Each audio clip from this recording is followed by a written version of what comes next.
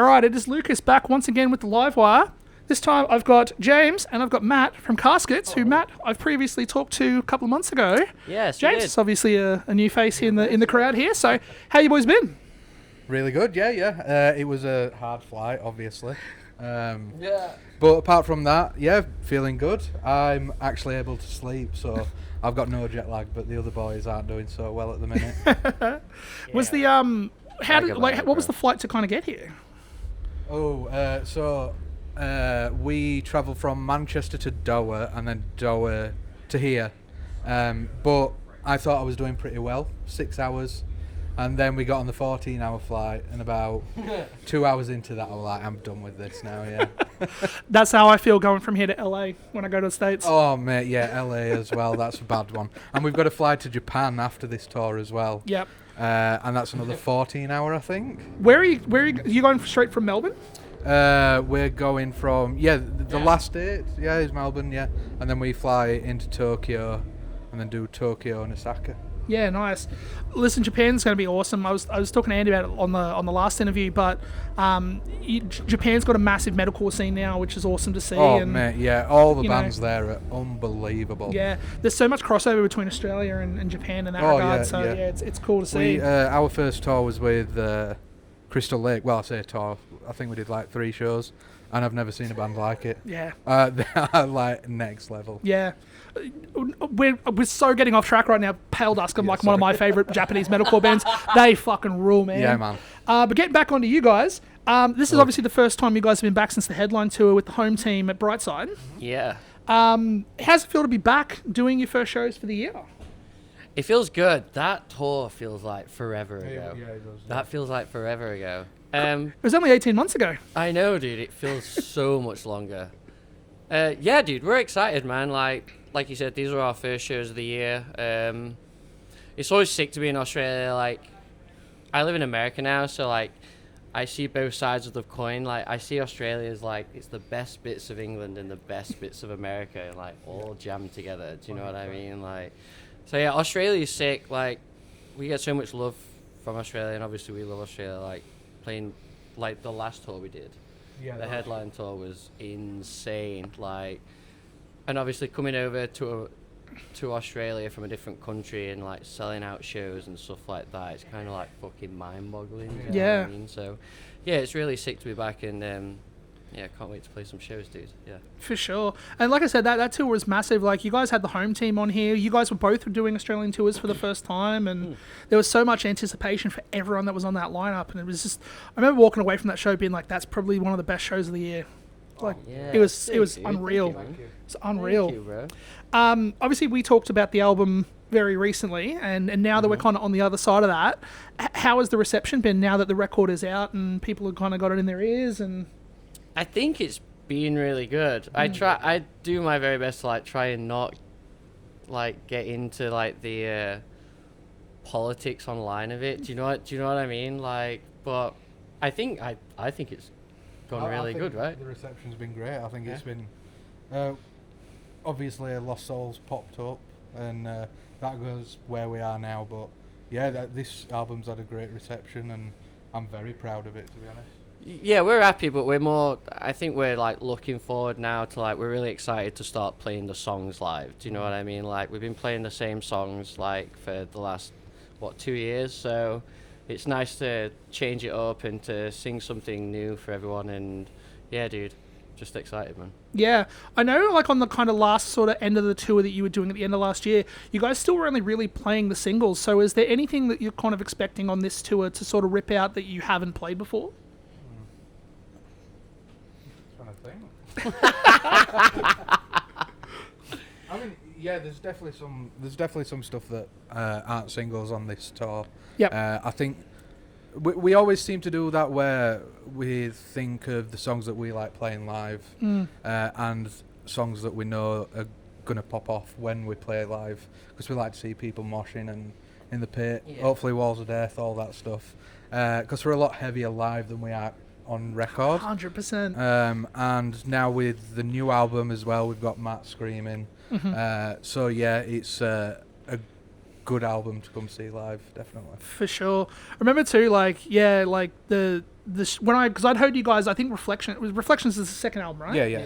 Yeah, so Reflection sort of came to me at a really interesting point in my life where I kind of think I needed that album in my life. And I said that to Matt last time.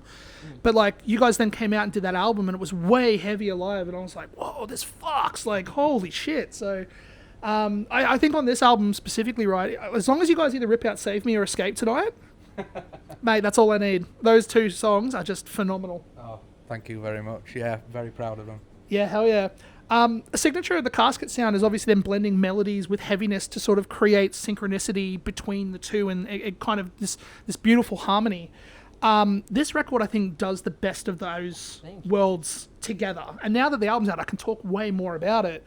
But do you feel like with every release you kind of want to push that synchronicity just a little bit further just to see how much you can blur the lines? Yeah, kind of. I think if I'm honest, dude, I think we're like, what, 3 albums in now, but I still think we've not reached a point to where we can say, like, we know exactly what our sound is as a band. Do you know what I mean? I think we've still got a lot more experimentation in us, like, and there's still a lot of other avenues that we've not gone down yet. But yeah, I think with every record that we do, I think we're definitely further down that road rather than going backwards. I'd like to think anyway. Yeah. But yeah, there's still a lot more different kind of avenues I would personally like to go down, and yeah, we'll see how it goes in the future, you know. But it's like a lot easier now to write songs together and be a lot more satisfied with what we write, you know, so we're not like as nervous and paranoid about the release and how it's gonna go. Do you know what I mean? For sure. I think like I said before to you, I think we've gone back to writing songs that we want to write rather than writing songs that we expect other people that other people expect us to write. Do you know what I mean? Yeah. So, yeah. That's literally almost word for word exactly what you said last time. Yeah. I went back and watched the interview this morning because I'm like, I don't want to double up on questions and make sure I didn't ask anything. And literally that was something that stuck out to me. So yeah, you're 100% right. Speaking then, I guess, on some of the songs, right? So one song, when I sort of had my notes about the record before I interviewed Matt, there was one song in there that I didn't initially sort of gravitate towards, which was Make Me a Martyr, which is a song that I do like it now. I love it now. But I remember hearing it for the first time and being like, oh, I'm having trouble connecting with this song, which then obviously I put down to the fact that the song kind of talks a lot about sort of like broken friendships, broken relationships, all that kind of stuff, which I was dealing with very heavily at that time as well. Is there something in your catalogue that you guys feel the same about, like a song that you've sort of written that you've found trouble connecting with later? I think for me personally, there's a few songs in the Reflections album, because like I said to you before, we wrote that song. Not everything was about like my problems. Do you know what I mean? Like it, you know, we like a lot of each of our individual stories are like in that album. So I think a few songs we probably played live once or twice off that album, and we've never done it again because it just doesn't. If we get no satisfaction out of doing the song like live or any, you know, then I feel like the fans that are there to watch you, the people that are there watching you are like, they kind of like feel that, do you know what I mean? And I don't want that to come across ever. So, but yeah, I think Believe is not about me. It's about someone else, about something else. And we did that quite a few times live when we did Reflections. When we did Final Say on the first album. Yeah. It's not something that most of us can relate to, but when you look at it from a different angle, after a while you begin to connect to that song. Yeah. And that's the one for me that it took a while to connect. That once I did, it's one of my favourite songs now. Yeah, for sure. That's exactly how I feel about Martyr too. So yeah, it took me a while, but I got there in the end. So to then kind of flip it and obviously, you know, make it a bit more happier, is there a song on the album that means the most to you from this new record? Like one that you're super proud of?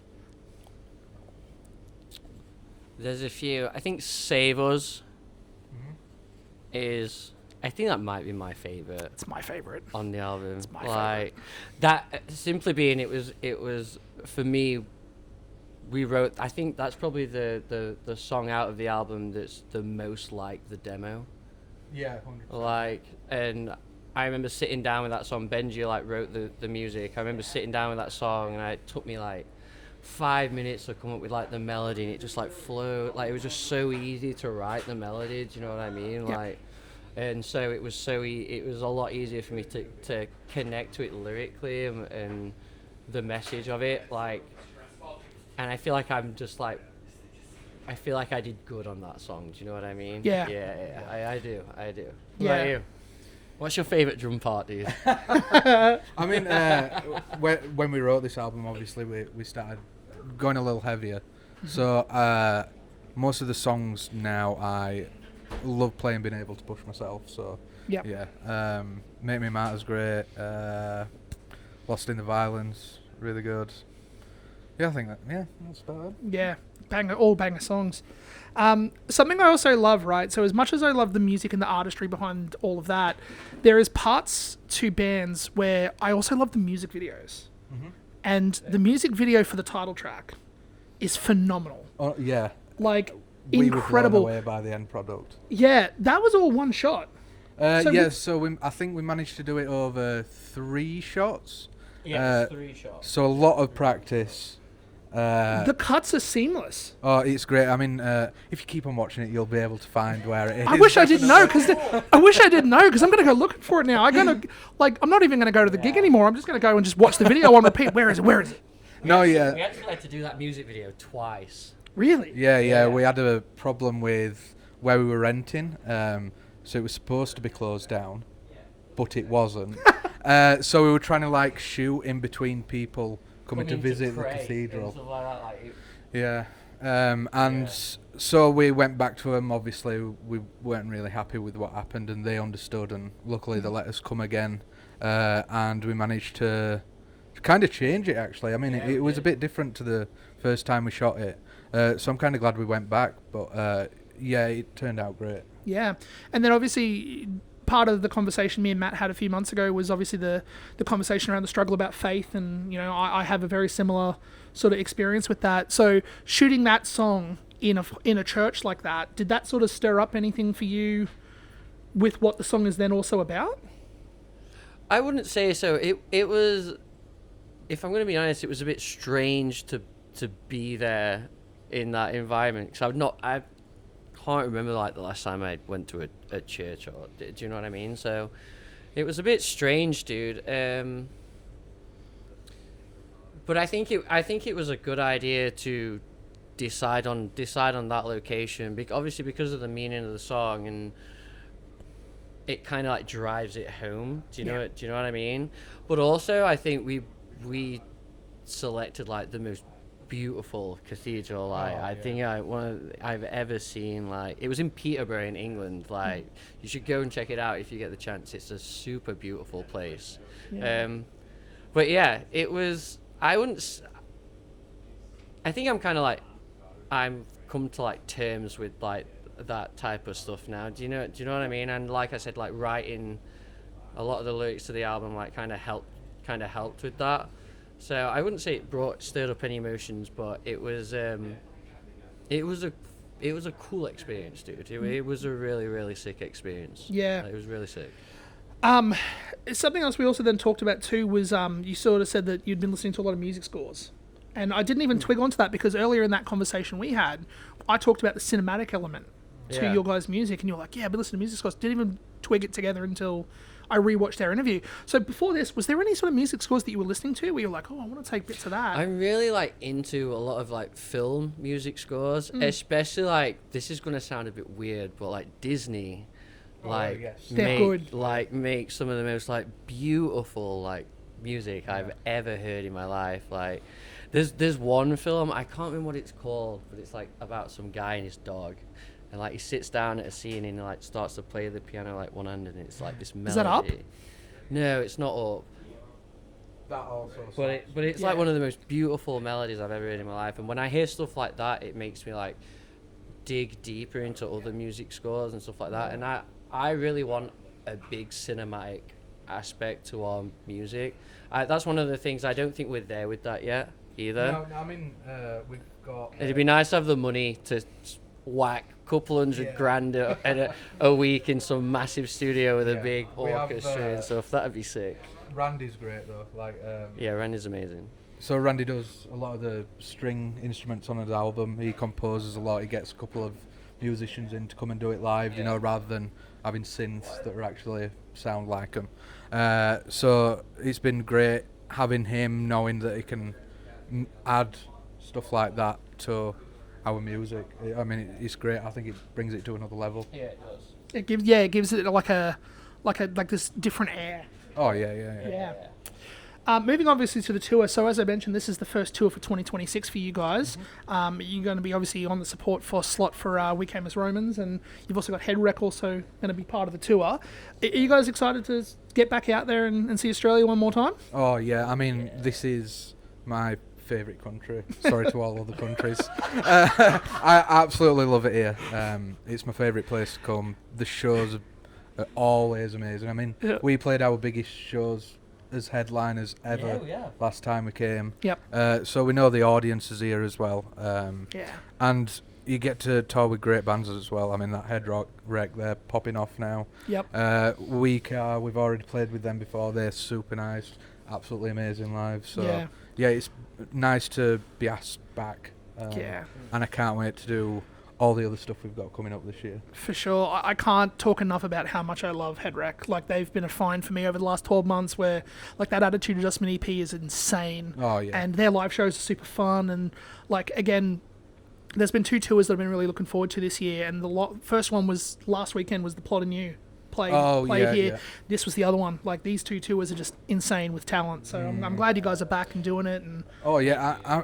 Weird thing about that, Plot and You, I was looking back on our old Instagram posts, and we were actually supposed to tour with them years and years ago, just as we started. No way. And I was looking at the venue, and we were playing a venue in Manchester called the Star and Garter, and it's basically a pub. Yeah, it is. With a really narrow set of stairs going upwards. Yeah. And I was just looking back thinking how much bigger the Plot and You have got now. Yeah. Since then. I think that was maybe 5-6 years ago. Yeah. Well, weirdly enough, talking, I guess, when the last time that they headlined before this tour, there's a place not far from here called the Triffid. It's a 700 cap venue, and they played that, and I don't even know if they sold it out. I was like, they're back less than 3 years later doing a 3,000 cap venue, and every venue has sold out. Like, the growth of that band is insane. Yeah. I mean, they've been going a while, and I think it's something to look at when you're in a band like ours. I mean, we've not been going too long, so I think if we just keep working and grow more and more, hopefully we'll be able to get to a point like that. For sure. 2 more questions and then we'll get it all wrapped up. But the final date of this tour is going to be the Life's a Beach tour with Polaris and all of those guys. Goddamn right. A little excited? Oh, yeah. Is there anyone on the lineup there you're excited to sort of check out for the first time? Or like anyone on there you're a fan of that you haven't seen before? Well, we know the boys in Ocean Sleep are like... So it's gonna be cool to see them and hang with them again. But Polaris, dude, like, if I'm gonna be honest, like I've never seen Polaris, like, so I'm pretty fucking stoked for that, dude. Like, that's gonna be so sick, dude. It's gonna be so sick. Polaris are always phenomenal live. I remember catching them at the Fortitude, which is not far from here. That 3,000 cat venue I was talking about before. They opened for Architects back in 2019, and just unreal. It was them and While She Sleeps, and While She Sleeps weren't big here at all. And that show was just nuts. Yeah. Seen While She Sleeps a few times over the years, and they are incredible live. Yeah. Very, very good live band. They were just back with Bullet doing and who was, I can't remember who else was on that show. Oh, well, Devil Wears Prada. Oh, right. Yeah. I love the Devil Wears Prada. 10K outdoor venue. Woo! Just like on the other side of the city. It was fucking unreal. Last question. For those that haven't seen a Casket show before, what can they expect? Go ahead. Big calves. A lot. Tree trunks. A lot of emotion. Yeah. I'd say. Yeah. A lot of energy. Fat sound. Fat sound is crazy. Fat beats. Fat beats. Fat tunes. I think just a fun time, and you're obviously going to get moments in the set where it's heavy and you get to let some emotion out as well. Never told better by a Yorkshireman.